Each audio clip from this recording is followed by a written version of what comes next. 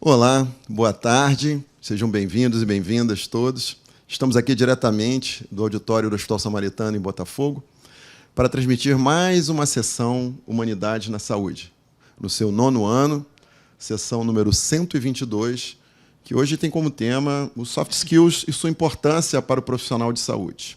Agora damos também as boas-vindas aos que nos acompanham pelo Instagram, como sempre, e, de uma maneira especial, queremos dar também boas-vindas ao pessoal que nos assiste no auditório do Hospital Estadual Ricardo Cruz.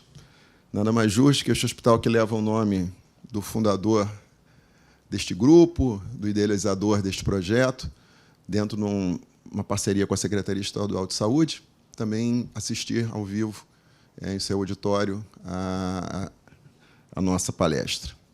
Boa tarde, obrigado pela presença. Vamos, então, começar nossa atividade de hoje. Como já falei, é sobre soft skills e sua importância para o profissional de saúde. Esse é o cerne da seção da humanidade. Ricardo Cruz, quando começou a idealizar isso, se preocupava com algo além das tecnicalidades da medicina, do lado técnico apenas. Tinha muito mais no profissional de saúde, na medicina, nas áreas afins, de que deveriam ser cuidadas. E Alanis, na sua música, já nos deu algumas dicas, né? Fala sobre olhar, fala sobre entender, fala sobre empatia, que são importantes para o profissional de saúde. Mas como desenvolver isso? Como estudar isso? Essa era a preocupação de Ricardo, por isso essa sessão foi criada e hoje nós esperamos desenvolver isso melhor. Para começar a debater esse tema, nós temos aqui conosco o professor Eduardo Troster, que é professor de Humanidades no curso de Medicina da Faculdade Israelita Albert Einstein e coordenador também do Núcleo de Avaliação de Formação da mesma faculdade. Obrigado, professor Troster. Nos próximos 20 minutos, ele vai nos falar sobre soft skills. Ricardo Lima, muito obrigado pela apresentação, muito obrigado pela oportunidade de estar aqui hoje. Então, o primeiro slide é um disclosure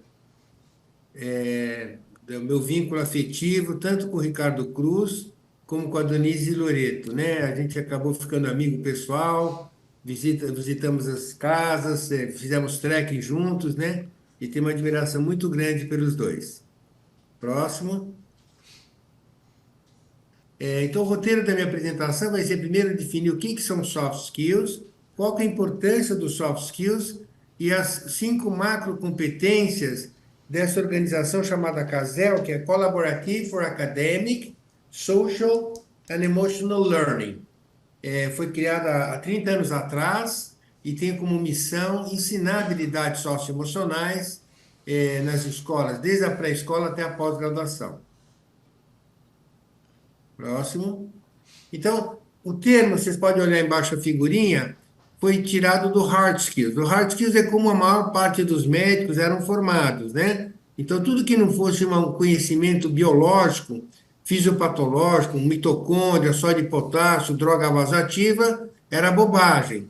E muitas vezes nós temos profissionais da área de saúde, uma inteligência cognitiva admirável, um conhecimento fantástico, mas que faltam essas habilidades, que são soft skills, né? Que são basicamente o conhecimento da gente e a nossa relação com os outros. Então, a preocupação da nossa linguagem, da nossa escuta empática e do nosso autoconhecimento e autogestão.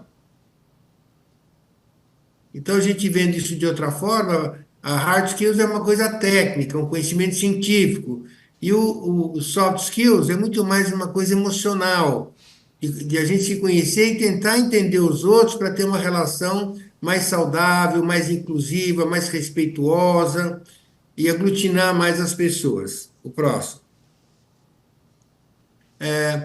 Em português, né, a skills, a tradução natural é habilidades. Alguns usam o termo de habilidades em vez de competências. A diferença é que competências engloba conhecimento, habilidades e atitudes. É um termo mais abrangente do que só habilidades. Mas muitas vezes você vê o termo usado só com habilidades. E é uma coisa subjetiva. Você não vai ter uma certificação para dizer que você tem ou não tem habilidades socioemocionais.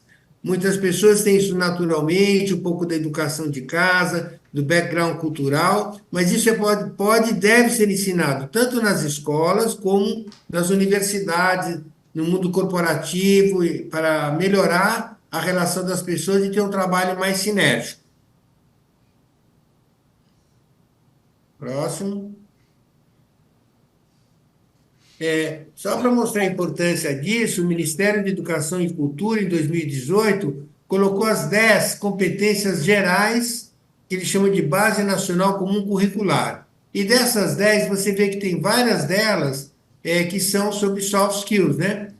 Por exemplo, comunicação, a argumentação é a linguagem como a gente deve não ganhar uma discussão, mas argumentar numa discussão, né? Isso é muito importante. Muitas vezes as pessoas usam opiniões subjetivas, ou usam falácias, em vez de argumentar com fatos ou com valores, dependendo se a discussão é científica ou ética, né? O pensamento científico crítico e criativo, ou seja, como é que você forma um raciocínio, muito importante isso, né? Não ter esses auto-enganos, digamos, né? A autogestão, como é que você administra o seu tempo, a sua disponibilidade para ter os objetivos que você considera importantes na sua vida, né? E o autoconhecimento, que a gente vai falar um pouco sobre ele, fundamental para a gente poder se relacionar bem com os outros, saber como você é para poder ajudar a sua relação com os outros. A empatia, tentar entender os outros, tanto a empatia cognitiva como a empatia afetiva. É difícil você saber exatamente o que outra pessoa está pensando ou sentindo, mas a gente tem que ter uma força ativa disso para tentar melhorar a relação. Próximo.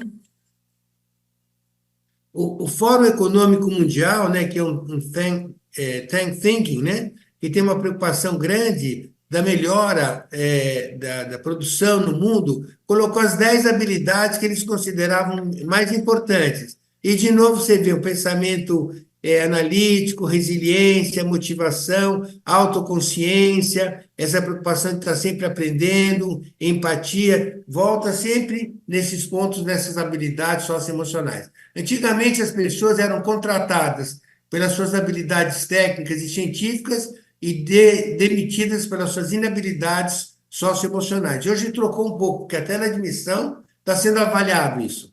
Seguinte, eu fui até olhar no chat GPT para ver o que ele achava do impacto dessa falta de habilidades socioemocionais e descreve os problemas de saúde mental que ocorrem com certa frequência nos profissionais de saúde e nos estudantes.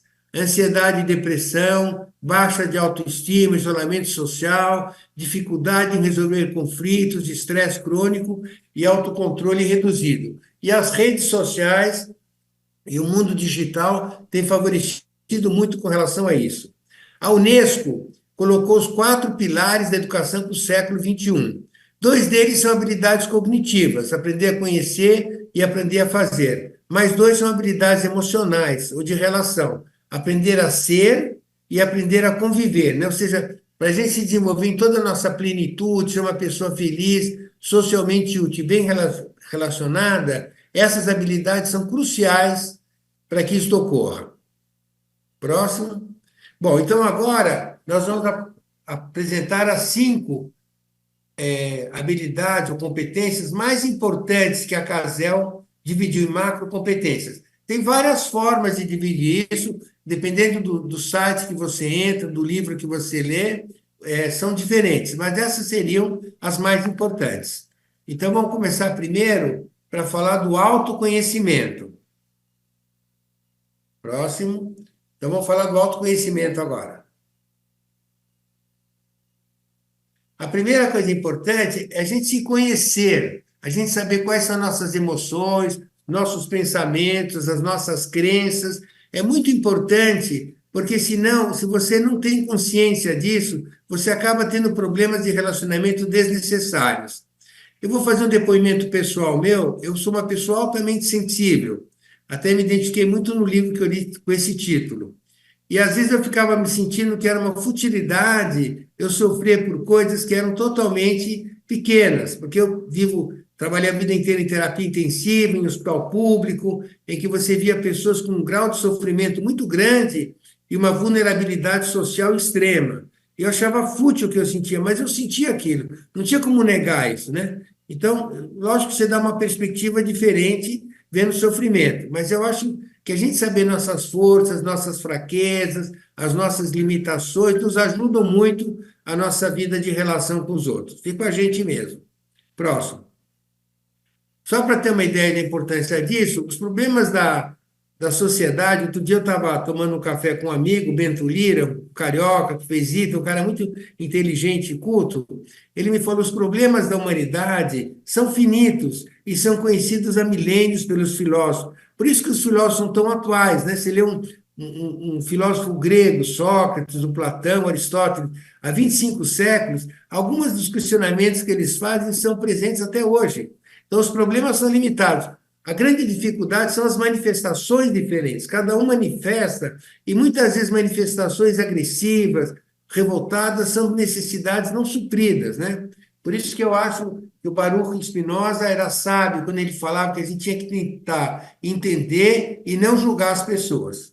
Então, isso está no Oráculo dos Delfos. E quais seriam os 5 itens do autoconhecimento?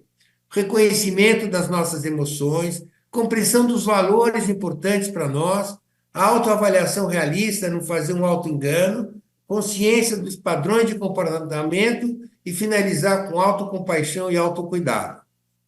Então, conhecer nossas emoções, você com o amadurecimento acaba conhecendo, né? Quando você é muito jovem, as emoções são um pouco tiranas. É quase como se fosse uma montanha-russa no sistema límbico.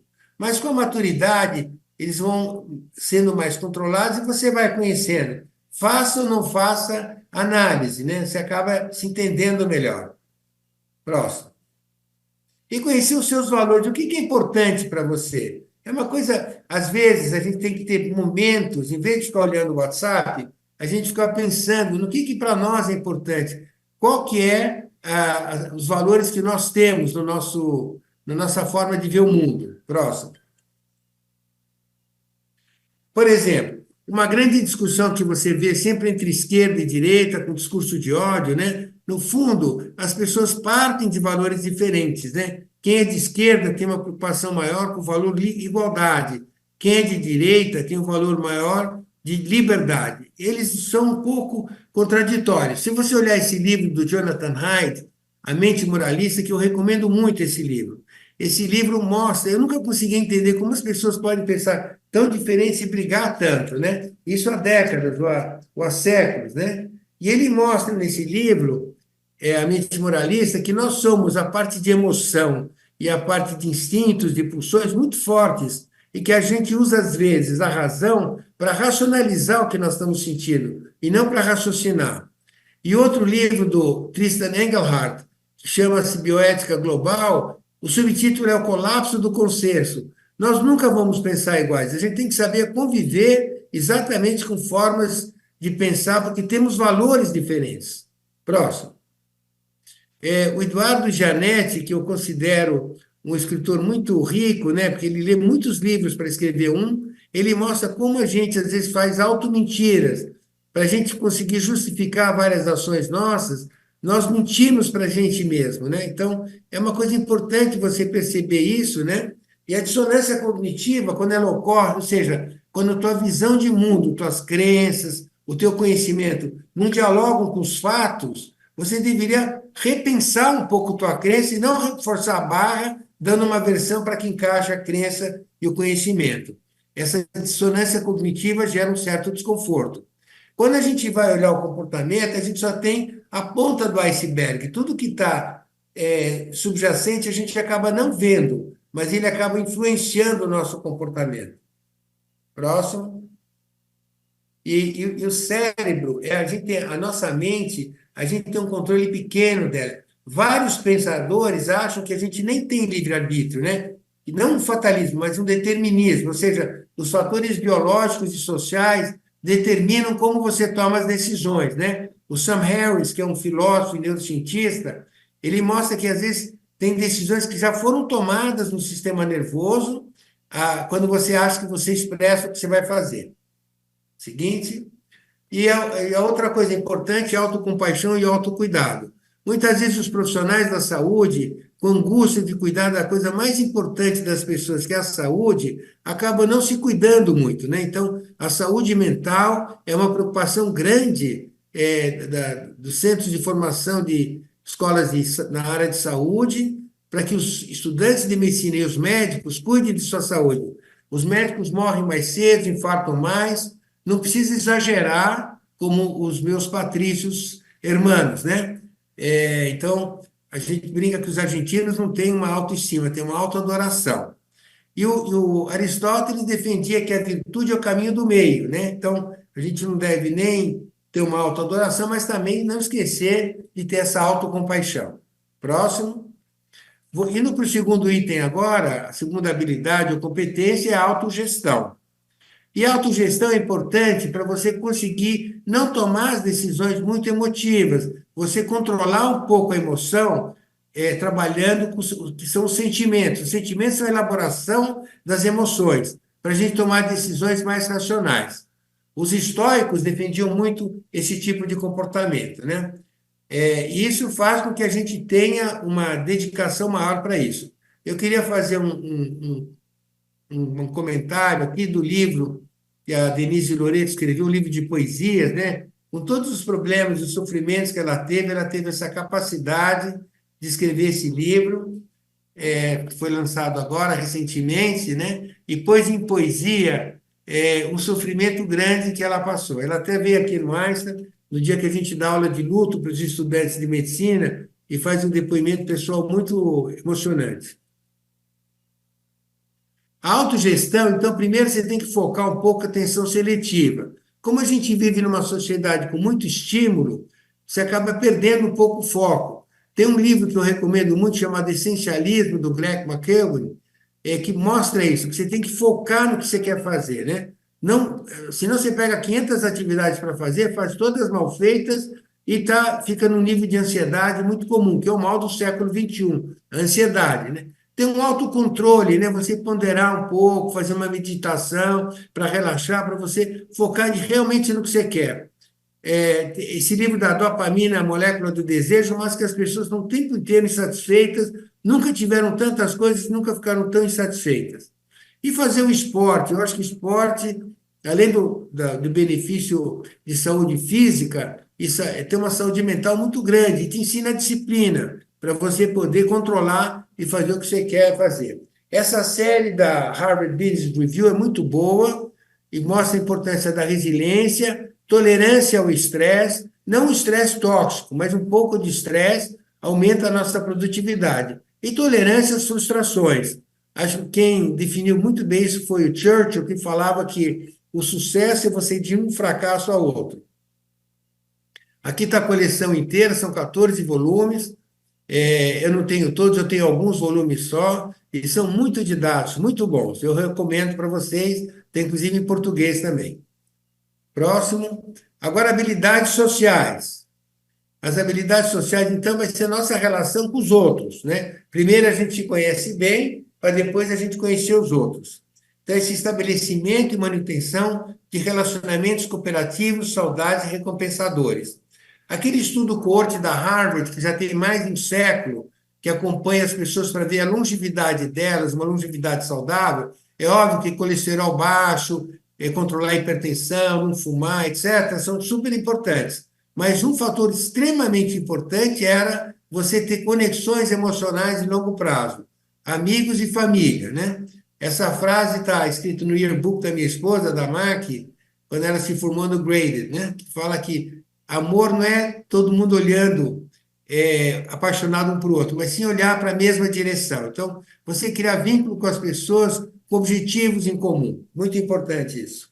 Seguinte, para isso, uma coisa muito importante é a comunicação. Agora, eu tenho um viés que eu sou uma pessoa introspectiva. E o extrovertido, às vezes, é uma pessoa que tem uma retórica melhor, uma oratória melhor, se expressa bem, mas muitas vezes ele é muito impulsivo e fala coisas que não deveria falar. O introspectivo, ele reflete um pouco mais para falar. E esse livro do Comunicação Clínica eu recomendo muito, me ajudou muito na minha relação com os pacientes, né? E mostra a parte de comunicação não violenta, comunicação de notícias difíceis, né? Excelente, é do Gustavo Buso, muito bom livro. Uma um mantra que eu falo no curso de medicina, na disciplina de humanidades, é isso que eu pus assim meio exagerado. Escuta empática, sem interromper. Se você está contando alguma coisa para alguém, uma coisa importante, a pessoa começa a interromper, você já perde um pouco o fio da meada, né? Sem julgar, sempre tentar entender. Profissionais de saúde não são juízes, nós temos que tentar diminuir o sofrimento humano, entendeu? O que aquela doença tem impacto naquele paciente, chama-se enfermidade.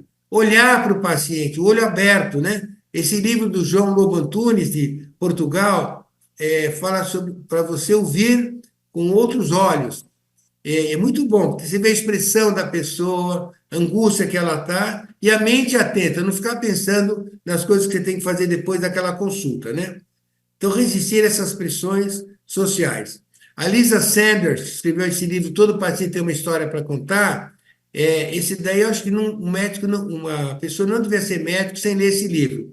Mostra que 75% dos diagnósticos são feitos com uma escuta empática. Evitar esses conflitos, né? Numa briga de ganha-perde, todo mundo perde, né? Então, acho que tem que ser importante um diálogo que seja mais convergente, ver os pontos em comum. Seguinte, o Edgar Morin já está com 102 anos e ele fala muito de uma sociedade muito mais inclusiva, respeituosa. No seguinte, ele mostra os 7 saberes da educação. Próximo slide. Mostra os 7 saberes necessários da educação. Primeiro, essa ilusão do conhecimento, essa prepotência que alguns têm de achar que a visão de mundo deles é verdadeira. Nós vivemos num mar de incertezas e algumas ilhas de umas certezas entre aspas, né? Saber do conhecimento, como ele é importante para a condição humana, ter a nossa identidade. Nós estamos destruindo o planeta Terra, né? Como é importante que a gente usasse o conhecimento e a técnica junto com a ética, para não fazer o que está acontecendo, né? Entender a compreensão dos outros. O Steven Pinker, professor do MIT, ele fala uma diferença grande entre racionalidade e racionalização. Esse é o último livro dele, né? Ele é um neurocientista. Seguinte.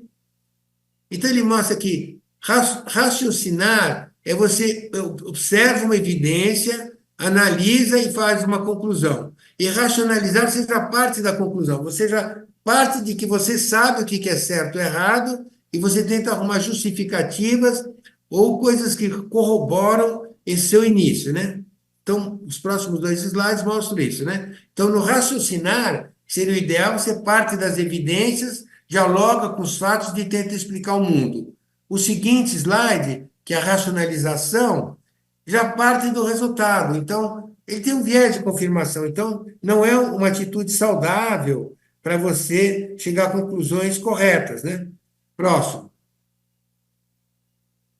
Agora vamos para a consciência social. Então, a primeira coisa importante da consciência social é a empatia. Se colocar no lugar do outro, né? A gente muitas vezes é muito egocêntrico. Celebrar a diversidade é muito mais do que respeitar ou incluir, né? É comemorar. As pessoas diferentes nos acrescentam muito mais do que as pessoas parecidas.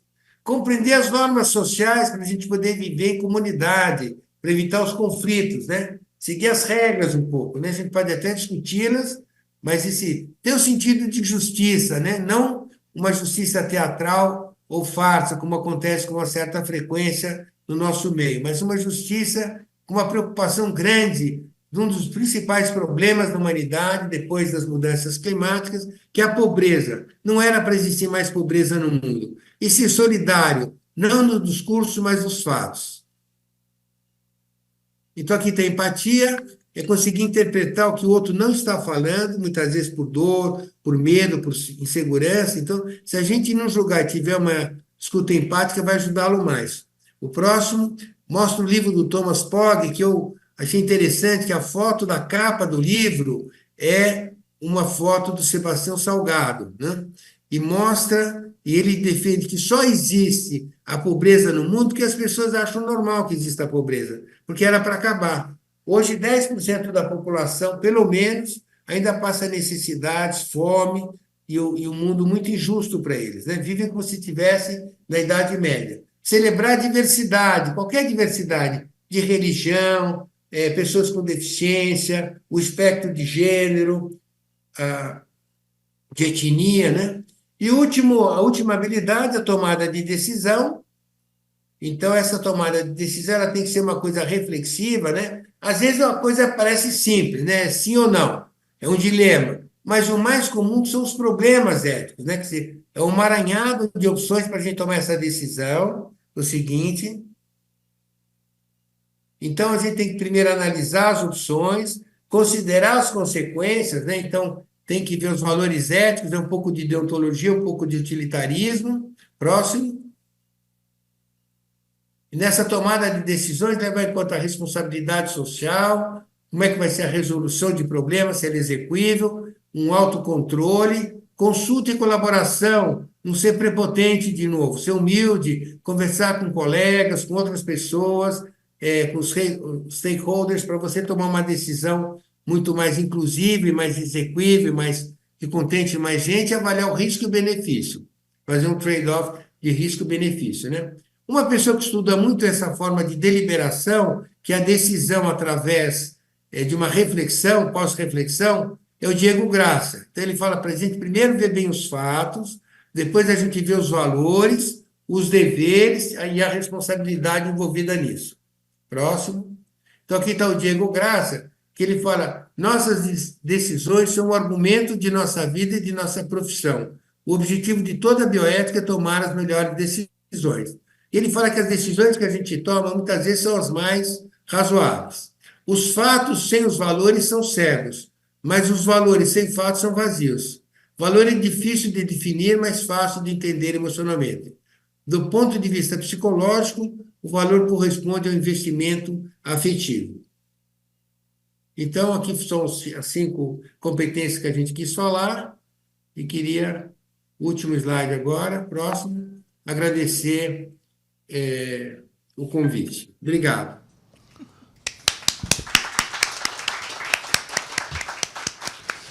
Obrigado, professor Troster. Excelente a palestra, muito denso, muita informação, né, para a gente discutir e depois perguntar aqui, trocar ideias, né? O professor Troster falou no meio da palestra, né, entre tantos conhecimentos, sobre evitar conflitos, né? Isso faz parte, né, do que nós estamos discutindo aqui nas soft skills, né? E por isso nós trouxemos, né, para a nossa discussão de hoje a doutora Tânia Almeida, médica, formação médica. Ela conversou comigo antes ali, formação de neuropsiquiatria, psiquiatria, e veio a se especializar durante a sua vida em mediação de conflitos, tendo inclusive um mestrado para isso, né? E atuando muito na facilitação de diálogos que busquem, né, equilíbrio e mentoria, né, em soft skills. Então, é a pessoa mais gabaritada para nos falar sobre isso. Doutora Tânia, por favor, obrigado pela presença. A palavra com a senhora. Obrigada pelo convite a vocês dois. Obrigada pela presença de todos no auditório e online. Eu quero, inicialmente, contar para vocês um pouco da minha história profissional. Eu tenho uma formação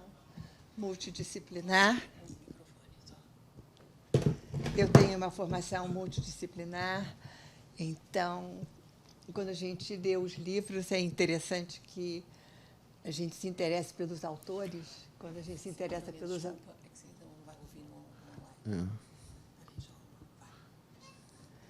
Quando a gente se interessa pelos autores. Melhorou? Melhorou. Melhorou?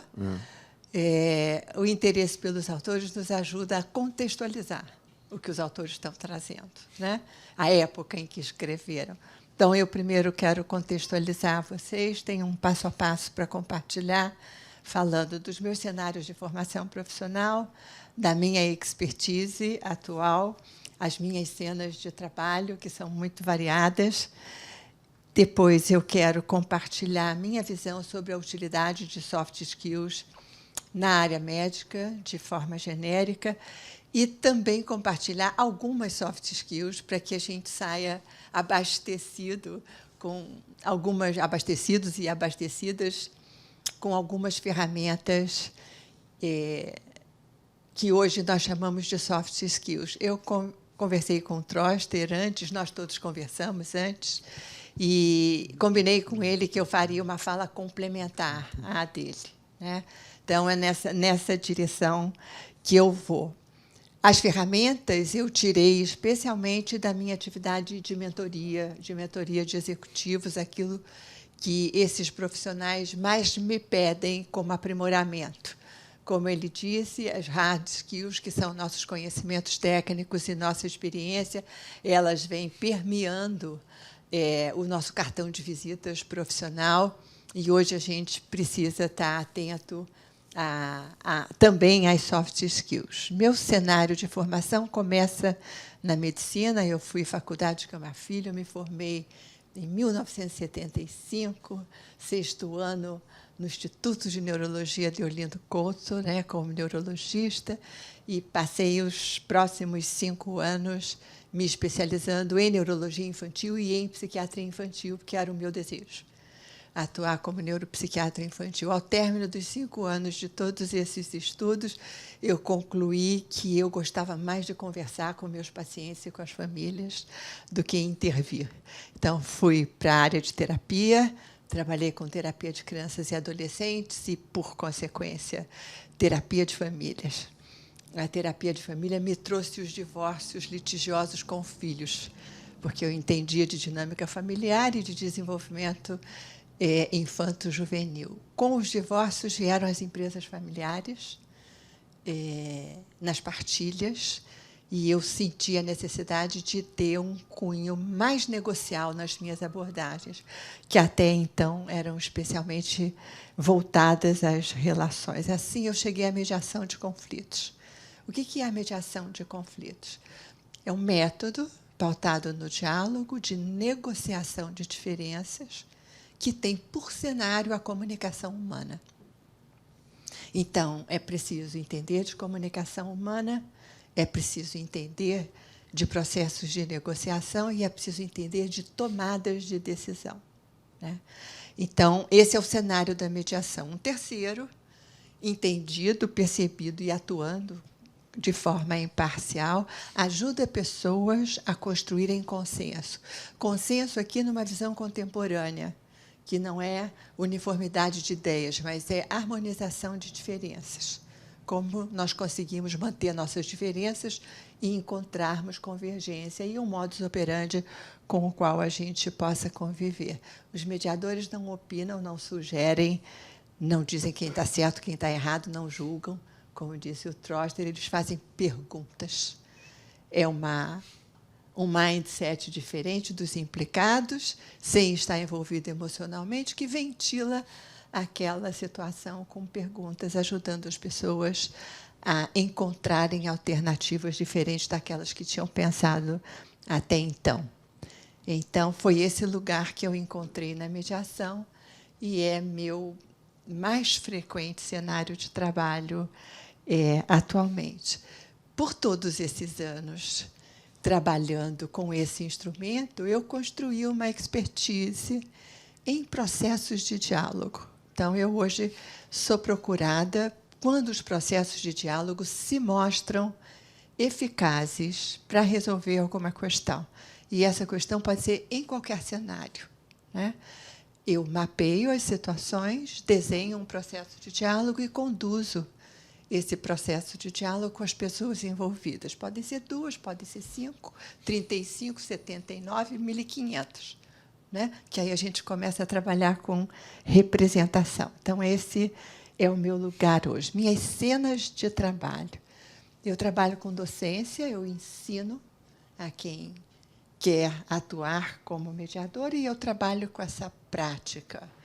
Comecei no cenário das famílias e dos divórcios, migrei para o cenário dentro do mundo corporativo. Eu fui mediadora do Banco Mundial durante 10 anos, de 2010 a 2020, ajudando as questões internas dos stakeholders internos do banco. O funcionário do banco ele é um funcionário global, né? Ele não atende às leis locais. Você pode ter um CEO em Singapura, um CFO em Buenos Aires, e por aí vai. E os ruídos transculturais eram enormes, porque a maneira como eu faço um e-mail é recebido de diferente forma por alguém que tem um outro padrão cultural. Então, mas essa é uma tendência hoje das organizações. Na realidade, as organizações elas têm várias instâncias de resolução de conflitos. Elas têm um SAC, uma ouvidoria, um RH, um jurídico, e, às vezes, essas instâncias não conversam. Então, essa é uma tendência de qualquer natureza de instituição, né? Que essas instâncias conversem e que possa se incluir a mediação também. O princípio fundamental da mediação é a autonomia da vontade.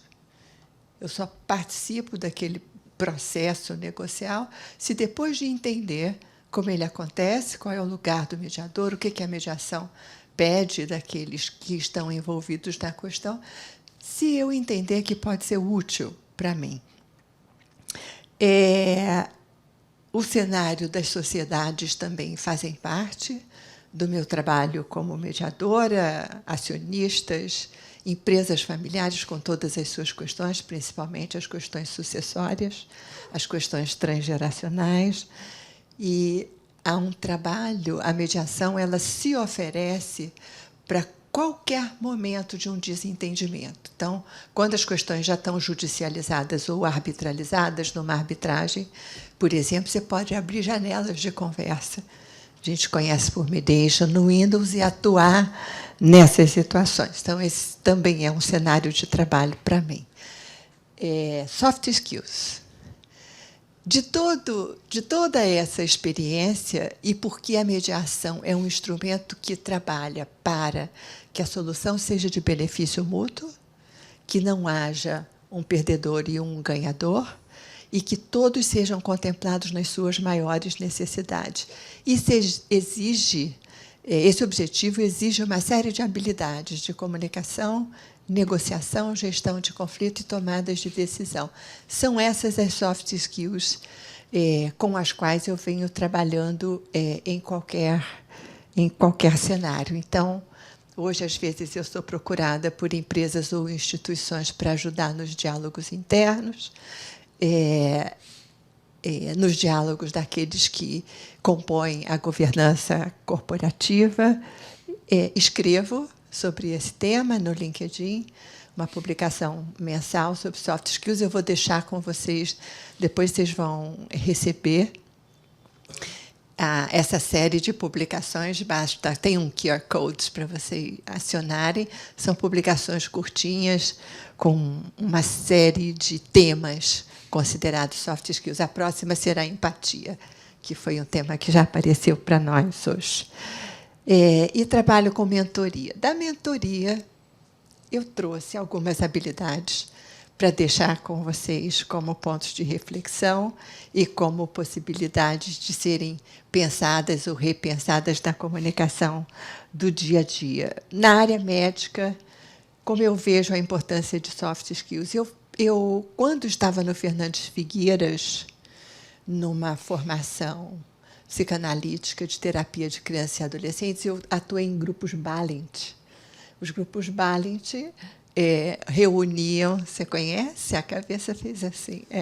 Então, a gente conversava com os médicos a respeito das próprias emoções, da relação dos médicos com o restante da equipe, relação de toda a equipe com os pacientes. Depois eu venho trabalhando com a oferta dessa reflexão para alguns setores da área médica. E quando você trabalha com empresas familiares, existe uma imagem que é emblemática. Nas empresas familiares, você tem 3 círculos concêntricos, foi pensado por um homem chamado John Davis, que são família, propriedade e gestão. Há pessoas que são só família, outras que são só propriedade, outras que são só gestão. E há pessoas que usam mais de um chapéu, né? Na medicina, eu pensei em 3 círculos concêntricos também, que é o afeto, o olhar técnico e o olhar administrativo. Do círculo do afeto, principalmente as famílias e os pacientes. Do círculo da administração, a gestão, né? Os ANS, os seguros, né? E no círculo técnico, os médicos e equipe. Esses círculos são concêntricos e, às vezes, você está usando 2 chapéus dos 3 círculos, às vezes 3 chapéus e, às vezes, só um. É um cenário tenso, e isso já torna as conversas tensas, mas, às vezes, dependendo do chapéu que a gente está usando, a gente vai pender mais para uma visão emocional, para uma visão técnica, para uma visão administrativa. Mas as 3 visões precisam estar em conversa. Então, eu vejo muita utilidade no cenário médico que essa natureza de habilidades passe a ficar incorporada em todos nós, porque quando estão incorporadas a gente leva para qualquer lugar, que não seja só para o exercício da função, mas especialmente para todos nós como indivíduos. E compartilhando agora com vocês algumas dessas ferramentas, eu vou começar pela comunicação, que é o cenário onde a nossa relação se dá, a nossa relação com o paciente se dá, com o restante da equipe, com a família, com os amigos. É a base da nossa interação. Quais são os pedidos que eu mais ouço nessa direção de aprimoramento? O cuidado com a forma. Toda comunicação tem conteúdo e forma. Pelo conteúdo, a gente passa informação para qualquer pessoa. Vamos imaginar nosso paciente, nossa equipe, nossa família. Pela forma, a gente fala da relação com o outro, a maneira como a gente considera que o outro deva ser tratado.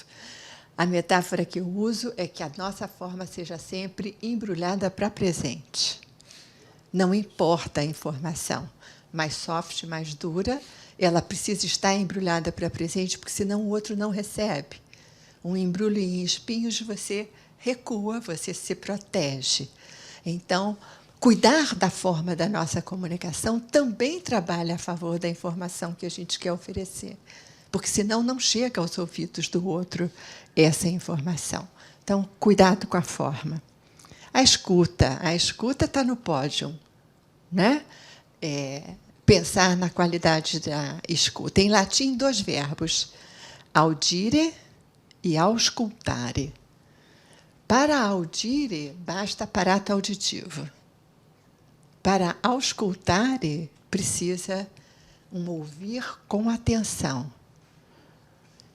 É aquela ausculta feita pelo clínico, que às vezes até fecha os olhos para poder perceber nossa respiração e batimentos cardíacos, aquilo que ele está investigando.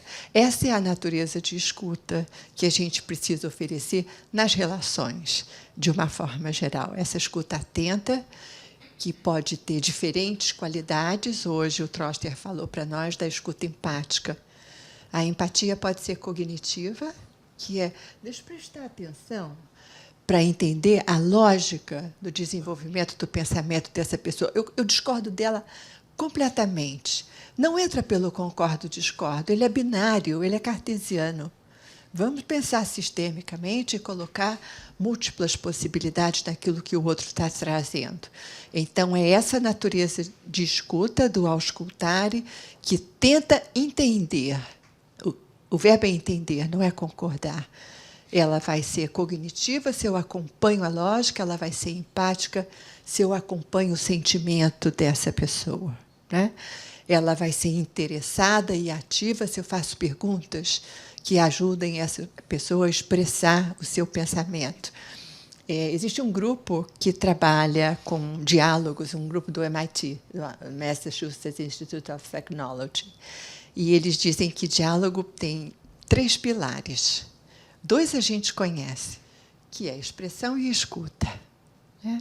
O terceiro surpreende, apreço pela diferença. Se você não aprecia a diferença, você não vai conseguir estar em diálogo. Então, o diálogo pressupõe que você seja tocado pelo ponto de vista do outro. E é essa natureza de diálogo que vale a pena a gente prestigiar nas nossas convivências. E há uma provocação no livro que chama-se Dialogue, the Art of Thinking Together. né? Só o subtítulo já é bastante sugestivo. Diálogo é quando a gente senta com o outro para pensar junto, né? E ele diz: você se preparou bem para a reunião? Espero que sim. Para perguntas difíceis? Espero que sim. Você saiu da reunião com seu pensamento intocado? Ai, deixa eu dizer uma coisa para você. Você não esteve em diálogo. Você esteve em exposição de motivos. O diálogo pressupõe que o auscultare possa tocar o seu texto, né? Acrescentar uma vírgula, colocar um parágrafo, tirar um parágrafo. Então, a gente tem uma expressão clara e cuidadosa na forma, uma ausculta com atenção e com empatia e o apreço pela diferença. E se a gente precisar discordar, sugestão, não interrompe o outro. Quando você interrompe, como disse o Troster, você corta uma linha de pensamento. Ele vai precisar repetir, ele não vai se sentir ouvido. Não contra-argumenta, jogando fora a ideia dele. Não, não é assim como você está dizendo. Deixa eu te dizer o que eu acho. Deixa eu te dizer o que aconteceu. Quando a gente faz isso, a gente joga fora o bebê e a água do banho. Porque não foi boa a ideia e o autor da ideia, vamos combinar, vai também. Né? O ideal é que a gente possa sempre acrescentar ideias, Então, se eu discordo de você, eu posso dizer: a minha lógica foi diferente da sua. Deixa eu te dizer por onde eu fui. A minha ideia é essa e essa. E você começa também a prestigiar o mix de ideias. No mundo da diversidade, que é um mundo contemporâneo, onde as ideias têm tempo de vida cada vez mais curto. O jeito que a gente pensava ontem, por favor, atualiza seu mindset junto com seu celular durante a noite, como se estivesse na tomada, porque no dia seguinte você precisa estar pensando diferente do que pensava ontem, agindo diferente do que agia ontem, pela velocidade das mudanças e encurtamento da vida média das ideias. Então, aonde eu estava? Estou preocupada com o tempo. Não, tranquilo.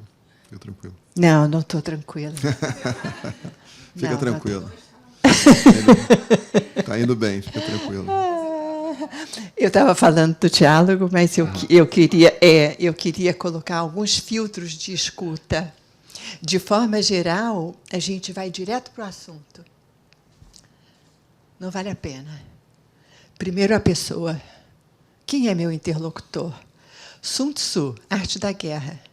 Seu armamento é bacana, seu exército também. Que bom. Você conhece o inimigo? Ah, não. Vai perder. Né? Então, quem é meu interlocutor? Condições socioeconômico-culturais. Por que esse assunto é importante para ele? Como é que está o dia dele hoje? Depois, o contexto. Né? Qual é o cenário que a gente está conversando? É na frente de outras pessoas? É uma conversa privada? Né? Qual a importância desse tema para nós? Né? E, por último, o tema, porque o tema vai se repetir. De forma geral, a gente vai direto para o assunto. Não é a melhor forma de se aproximar do outro. Tomadas de... já sei. Não substituir ideias. Né? Acrescentar e mostrar uma lógica diferente. Tomadas de decisão, para finalizar. Algumas ferramentas para tomadas de decisão. Primeiro, considerar a emoção 100% do tempo presente. Neurociência. Botou a gente na máquina, estimulou, pode ser luz, pode ser toque, pode ser soco na barriga. Primeira área, hipotálamo, amígdalas, emoção. O que significa 100% presente em qualquer tema. Deixam de ser polares, a emoção e a razão, e passam a ser um contínuo, onde, para qualquer assunto, a gente está mais próximo de uma, mas a outra está presente, ou está mais próximo da outra, e as duas estão sempre presentes. Antônio Damasio é neurocientista português. Que falou sobre marcadores somáticos para mostrar para a gente como a emoção é a primeira a ser atingida. Ih, fiquei vermelha, fiquei pálida. Olha, meus pelos subiram. Ah, que frio na barriga, que taquicardia. É isso. Primeiro, emoção. A gente tem nanosegundos para transformar isso em sentimento ou intervenção. Então, o outro sempre nos impacta, o outro paciente, o outro familiar, o outro amigo, qualquer outro, né? E a gente precisa conhecer esse impacto para poder administrá-lo. A gente trabalha em situações de muita tensão. Pode ser a tensão pela situação dolorosa, pode ser a tensão pela urgência, que o caso pede uma intervenção. A neurociência diz para a gente que o melhor das nossas competências não vai aparecer em situações de tensão. A gente tem possibilidade de queda cognitiva alta, de até 30 pontos. Então, as situações de tensão, elas não utilizam o melhor das nossas competências. Vem um outro cara da economia, escreve junto com um parceiro, rápido e devagar. É Nobel de Economia Comportamental. Aí diz para a gente assim, ó, você tem 2 sistemas para tomar decisão. Um rápido. Ele é rápido porque o seu hardware tem na memória eventos anteriores. Então, ele vai buscar lá, ele é emocional, ele é intuitivo, ele pode não estar atualizado.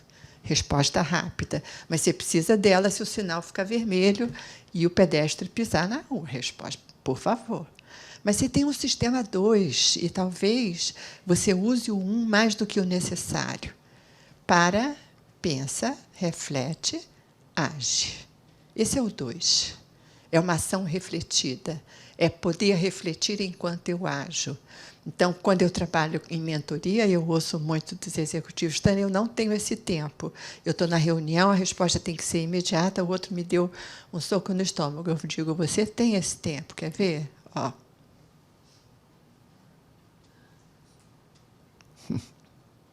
Um gole não foi suficiente, 2. Não foi suficiente, serve um café. Não foi suficiente, vai ao banheiro. Né?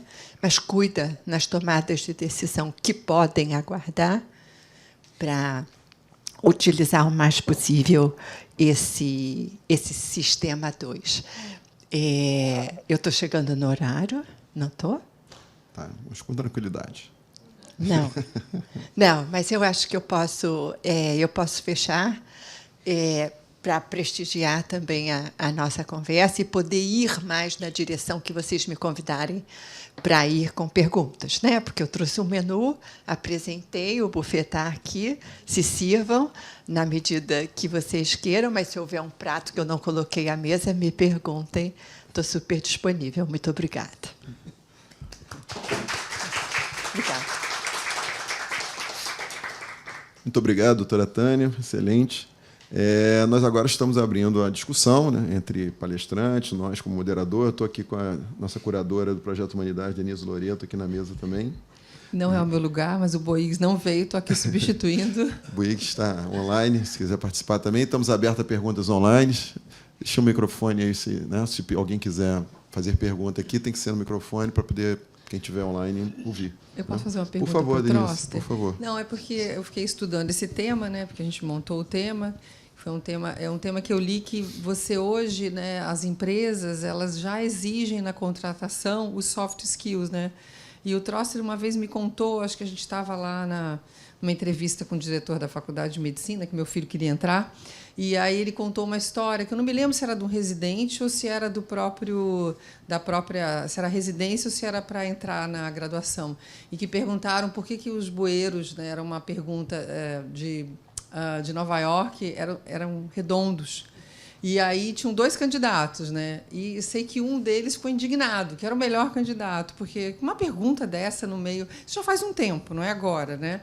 E ficou indignado e falou. E o outro fez uma brincadeira, né? Começou a fazer. Então, eu fico vendo que essa é uma soft skills, na verdade, né? Mas a minha eu só me lembrei desse fato, mas a minha pergunta era o seguinte, que eu falei que você hoje é contratado assim, e o Troster até falou um pouco sobre isso, né? Umas pessoas nascem com isso, mas aí vamos lá, na faculdade de medicina, nos lugares, como que se desenvolve isso, né? Existe uma maneira, existem cursos, existe uma maneira de fazer pensar, né? Porque hoje está tudo tão automático, Troster. O que você acha?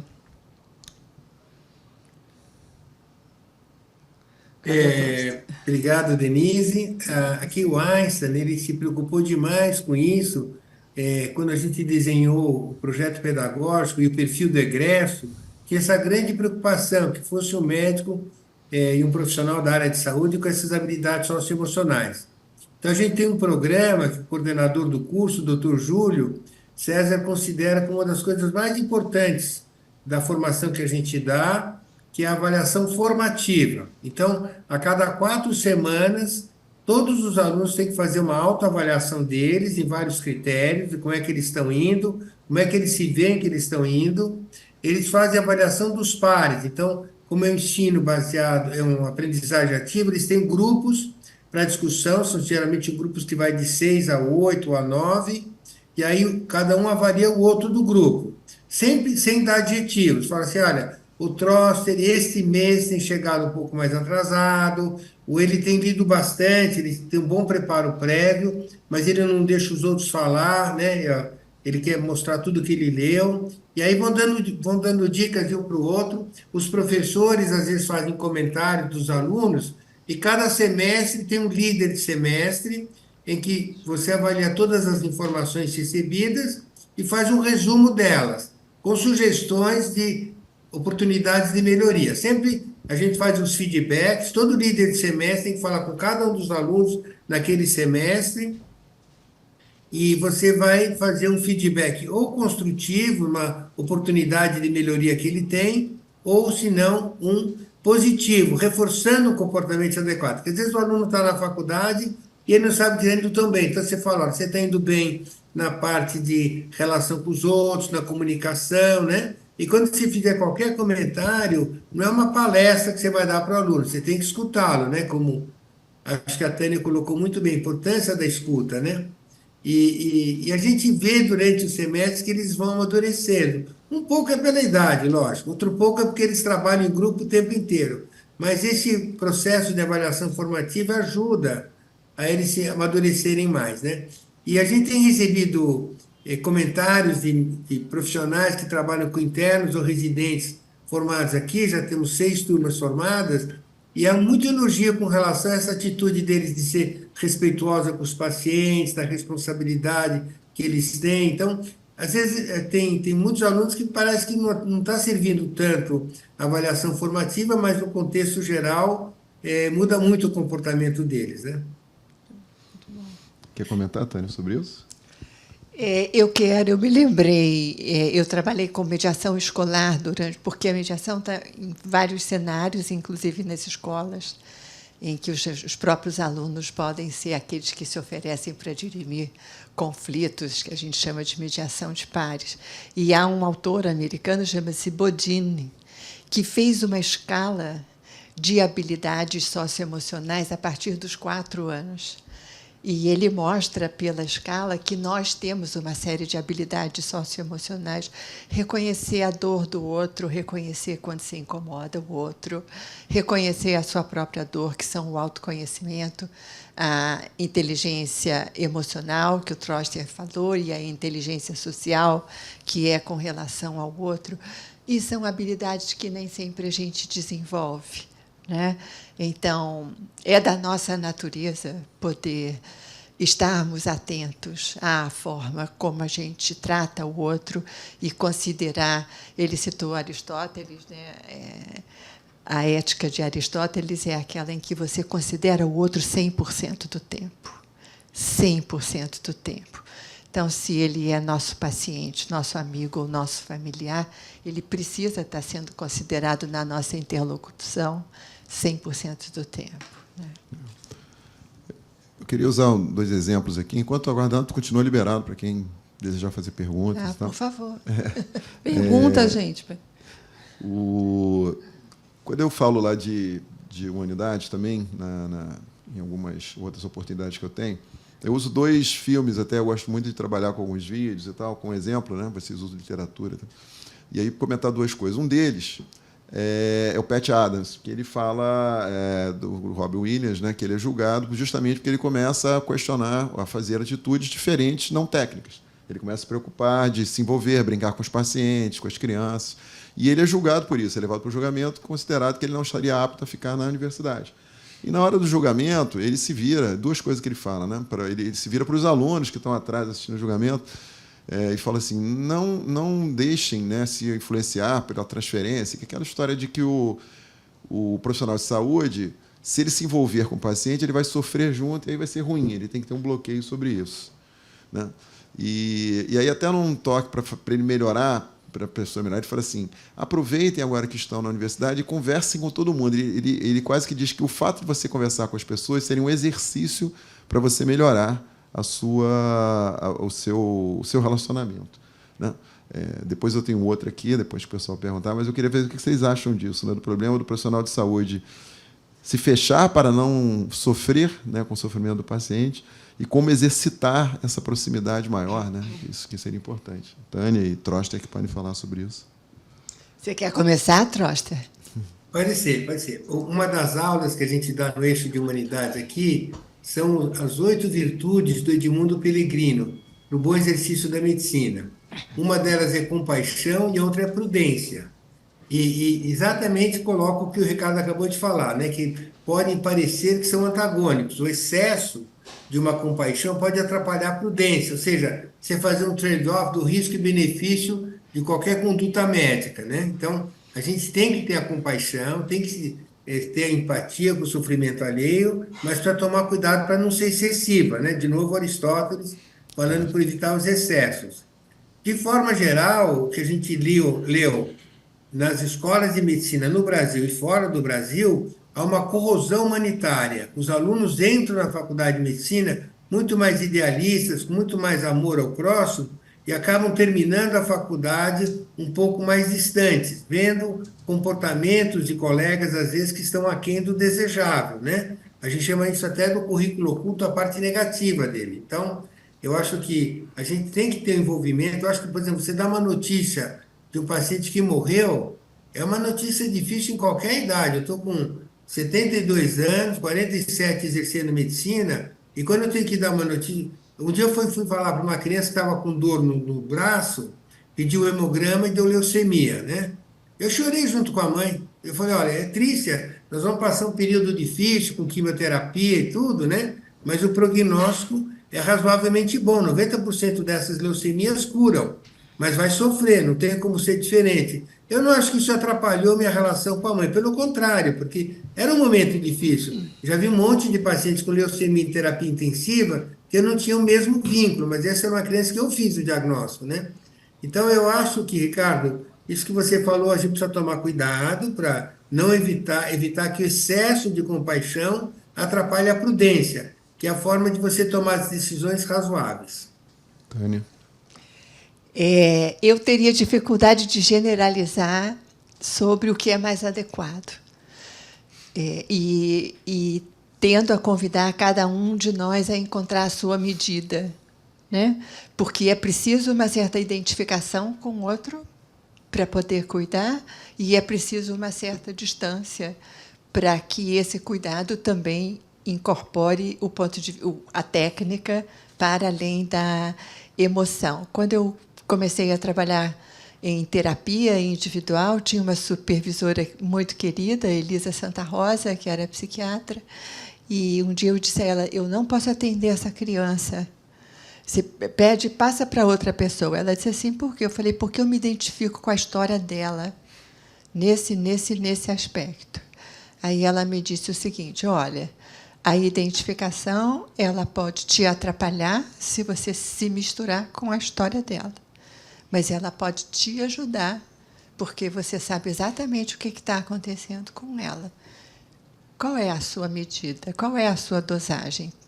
Resolve se você quer atender ou não quer atender. E eu resolvi atender. Então, talvez essa seja uma medida que cada um de nós precise ajustar a cada situação, né? Em algumas a gente tem maior ou menor envolvimento, porque não há como não ter envolvimento emocional. Ele precisa ser na exata medida da identificação com aquela dor e na exata medida de que essa identificação não interfira na intervenção que você precisa oferecer. Então, eu acho que é uma ótima pergunta, precisa estar conosco o tempo todo, mas a gente precisa ajustar o nosso termostato a cada situação. É difícil, né? Mas acho que é interessante. Você falou, realmente é algo individual, como o próprio treinamento, né? Como é que eu vou desenvolver essa capacidade de comunicação, né? Seja dia a dia, né? Tem uma pergunta aqui que a gente recebeu por Zap, perguntando como conscientizar os gestores dos serviços de que também é uma responsabilidade da gestão / liderança ter um programa de desenvolvimento de soft skill para os profissionais. Que argumentos robustos podem ser apresentados para gerentes, diretores, de que, ao ter um programa deste, conseguirei entregar um melhor resultado, né, ao time e aos pacientes. Troster?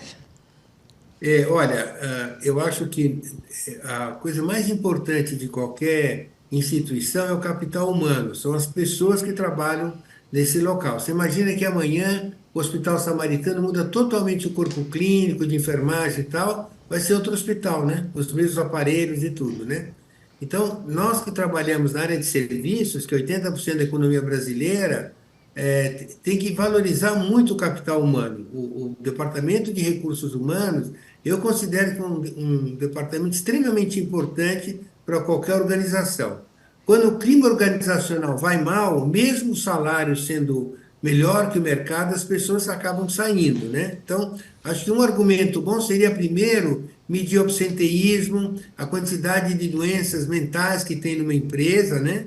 E aí fazer uma intervenção e depois observar a melhora disso, né? Porque com certeza melhora. Toda vez que você tem uma escuta com um funcionário, eu fui gestor durante muitos anos da coordenação da terapia intensiva, tanto no hospital público como privado, e o mais difícil na gestão não era a parte técnico-científica, era a parte de relacionamento humano. Essas mediações de conflitos, que a Tânia tem uma expertise, era o mais importante para fazer isso, né? Então, eu acho que o melhor argumento é primeiro mostrar que a situação não está bem, por vários indicadores, né? E a segunda, fazer uma intervenção, uma inversão nisso e mostrar como isso melhora. Pode fazer por setores primeiro, né? Para depois fazer mais geral. Mas com certeza melhora muito. Só completando, essa foi uma pergunta da Larissa Zanicelli, tá? Só para você responder. Me pode responder também. Eu participo hoje de manhã, eu estava num grupo que é online, de gestores. Somos todos gestores e estudamos gestão humanizada, né? Tem uma curadoria, um livro por mês, e a gente conversa a respeito. A gestão humanizada é uma tendência no mundo. A gente vem com modelos de gestão mais cartesianos, né? Descartes foi sensacional, mas ele era binário, né? E esse pensamento dele foi transposto para o social e percebido que podia ser aplicado ao corpo humano e podia também ser aplicado às convivências. Então, quem viu Tempos Modernos, um filme do Chaplin, quem não viu, vale a pena ver, que é o homem como uma máquina, né? Aqueles colaboradores internos funcionam como engrenagens. Os clientes vão receber o produto ou trazem input para que haja uma produção. A gente conhece, no mundo corporativo, manchete, há alguns anos mais recentes, dessas gestões não humanizadas, que a gente conhece por 3G, e de como elas não cabem mais num mundo que não pensa mais cartesianamente. Existe um pensador sobre lideranças, eu estudo lideranças também, gosto de trabalhar com lideranças, um de ordem mais conceitual, que é o Bennett, e outro de ordem mais prática, chama-se Simon Sinek. Depois, se vocês tiverem curiosidade, coloquem no Google, pergunta para o Google, as 50 frases mais famosas do Sinek. E uma das frases vai ser o seguinte: 100% dos seus colaboradores são pessoas. 100% dos seus clientes são pessoas. Se você não entende de pessoas, você não entende de negócios. Então, entender de pessoas é para qualquer cenário de convivência e qualquer cenário corporativo, e o nosso de hoje, o cenário médico. O humano é o ativo intangível mais importante de qualquer organização. É ele que vai gerar os resultados tangíveis. Então, ele é o centro, hoje, da gestão, o capital humano. A gente teve interessante o Troster falando. Renata, ele confirmou o que você viu na última reunião aqui sobre a experiência do paciente, que o médico pode chorar, né? Então, fica tranquilo, a gente teve uma segunda opinião aqui agora, que eu vi ela perguntou na reunião sobre a experiência do paciente, em que o Bruno falou para a gente aqui muito bem. Nós tivemos aqui uma participação da Solange Diuana, falando sobre a mediação das escolas em casos de bullying, que são muito frequentes, que inclui pais, alunos e equipe da escola, né? Ela confirmou. Agora, o Miguel Braga, ele quer saber o que vocês pensam sobre uma afirmação que ele faz aqui, que ele diz que considera muito importante que as pessoas conheçam o seu perfil comportamental, bem como aprendam a reconhecer as principais características dos perfis das pessoas com que convivem, o que facilitaria bastante saber como interagir de um modo mais assertivo e menos conflituoso. Concorda nisso? Você vai, Troster? Quer Quer que eu comece? Pode ser, como você achar melhor, Tânia. Não, bem-vindo. Se o seu pensamento está organizado, bem-vindo. Ela vai beber um copo d'água, como ela faz ali o treino, e depois ela volta. Então, deixa ela tomar um copinho d'água dela, e com certeza um psicanalista como ela vai responder com muita propriedade, né? Então, com relação ao bullying, né, que é a primeira pergunta que a Larissa fez, não, a Solange, né? O bullying é uma coisa muito frequente em escolas, né? A gente, quando era pequeno, também tinha bullying, só não tinha o conceito, não era uma coisa tão bem identificada, né? Agora, esse mês, nós tivemos um adolescente de 13 anos no Colégio Bandeirantes que se suicidou, era um menino negro e homoafetivo, ele tinha uma bolsa de estudos, né? Então, para ele a oportunidade dele poder estudar no colégio era muito boa, como ascensão social, né? Imagina a alegria dos pais de terem ele nesse colégio. Bandeirantes é um colégio muito bom, até estudei, fiz meu ensino médio lá. Agora, você imagina a crueldade para o menino se suicidar, né? Então, eu acho que as escolas têm que estar atentas a isso com os pais, trabalhando junto, né? Os pais com os professores, para evitar ao máximo o bullying e colocar as regras claras da escola, né? Fazendo uma analogia nas empresas, por exemplo, o Einstein tem uma preocupação muito grande com assédio moral e assédio sexual, e é colocada a cartilha, as regras do jogo, né? Para todo mundo saber como funciona, né? Então, se a pessoa sofrer algum tipo de assédio moral ou sexual, poder reportar e é julgado o caso e, eventualmente, a pessoa é demitida. E lembrar que sempre olhar não é de quem faz, é de quem recebe isso, né? Então, eu acho que as organizações têm que tomar esse cuidado. Com relação a conhecer os perfis comportamentais, né? Até onde eu saiba, isso veio do Jung, né? O Jung descrevia alguns tipos psicológicos, né? Eu demorei muitos anos para saber qual que era o meu, né? Eu já fiz algumas vezes aqui no Einstein, aqueles jogos do Mies para saber qual que é o seu tipo psicológico, e com certeza ajuda isso muito, né? Eu diria, não sei, Miguel, que a primeira coisa importante é você conhecer o seu, para você saber como você vai se relacionar com os outros, né? Não sei se numa empresa isso é viável, de todos os gestores conhecerem o tipo psicológico de todo mundo. Seria o ideal, concordo que haveria menos conflito, mais compreensão e tal, mas eu não sei se isso daí no mundo real é viável. Mas se você conhecer o teu e pôr os teus limites e ser assertivo, né? Porque hoje um grande medo que tem as pessoas, embora a geração nova ela é muito melhor no sentido de celebrar a diversidade em todos os aspectos, não é no ponto de vista ideológico. Então, às vezes, as pessoas são canceladas porque tem uma forma de ver diferente o mundo, né? E eu acho que a gente tem que ser um pouco mais respeituoso com a diversidade. Tânia? Vou? Autoconhecimento foi uma das primeiras newsletters que eu escrevi. E eu coloquei lá uma frase que traduz meu pensamento. É a soft skills primais. É por onde a gente começa, né? O aprimoramento de soft skills é pelo autoconhecimento. A gente tem um autor que é Daniel Goleman, que fala de inteligência emocional, que diz respeito ao autoconhecimento. Eu criei o tema, né? Eu acho, né? O nome, né? Ou talvez, não? Você sabe que eu não sei afirmar. Não, sim, acho que o primeiro livro dele que saiu, né? Esse termo. Inteligência emocional. E a inteligência social, que é esse conhecimento do outro que o Sun Tzu pede que a gente tenha, né? Conhecer quem é esse outro. Eu vou compartilhar com vocês 3 metáforas. Como eu trabalho com docência, e eu adoro metáforas, porque é uma forma de economizar palavras, né? E dizer muito, porque todo mundo entende aquela imagem. Existe um homem que é muito importante no mundo da negociação de diferença, chama-se William Ury. Tem um livro bíblico, quem gostar de negociação, é Como Chegar ao Sim Sem Fazer Concessões. 4 princípios de negociação. E tem um outro, um penúltimo, que é bem interessante, que é Como Chegar ao Sim com Você Mesmo. Porque ele diz que a pessoa mais difícil numa negociação não é o outro, é você. Né? E é um livro gostoso de ler, porque lá tem o caso do Abílio Diniz e do Casino, do Pão de Açúcar e do Carrefour, que foi uma negociação que ele participou. Ele tem metáforas muito boas, e eu me inspirei e construí uma terceira. A primeira, ele diz, nesse último livro, Como Chegar ao Sim com Você Mesmo, ele diz, você vai no espelho de manhã, não vai? Você vai. Então, tá. Então, não se surpreende com o seu dia.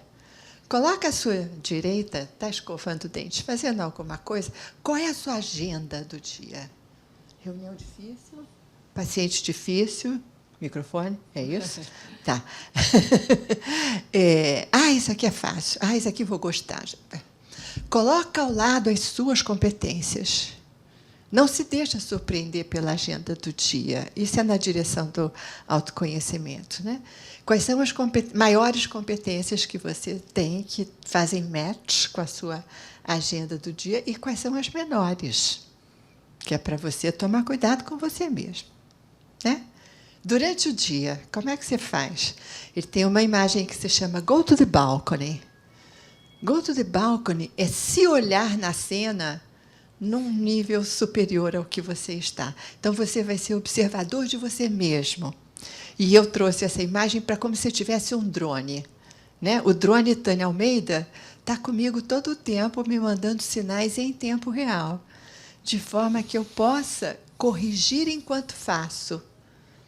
Esse é um pensamento da educação também, né, atual, que é reflexão em ação. Enquanto você faz, você vai corrigindo o que você está fazendo. Você faz isso no campo cirúrgico, você faz isso no campo clínico, você faz isso nas atitudes, né, nas conversas com o outro. Terceira metáfora, de noite você vai voltar ao espelho, tenho certeza. Go back to the mirror. 2 perguntas. Primeiro, de tudo que me aconteceu hoje, que eu gostei, como foi que eu contribuí? Eu estou na linha do autoconhecimento, certo? Então, eu também estou na linha de autoimplicação. Eu me implicar 100% em todas as minhas cenas.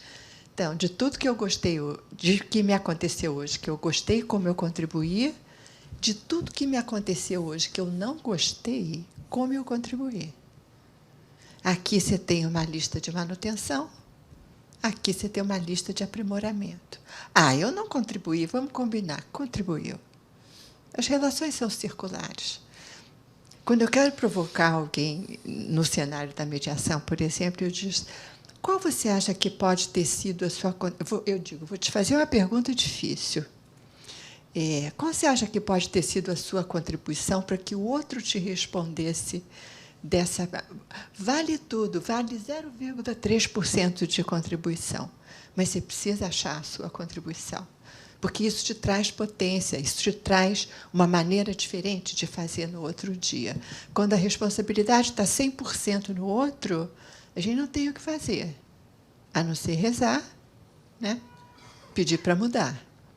Projeto que nasce falido. Né?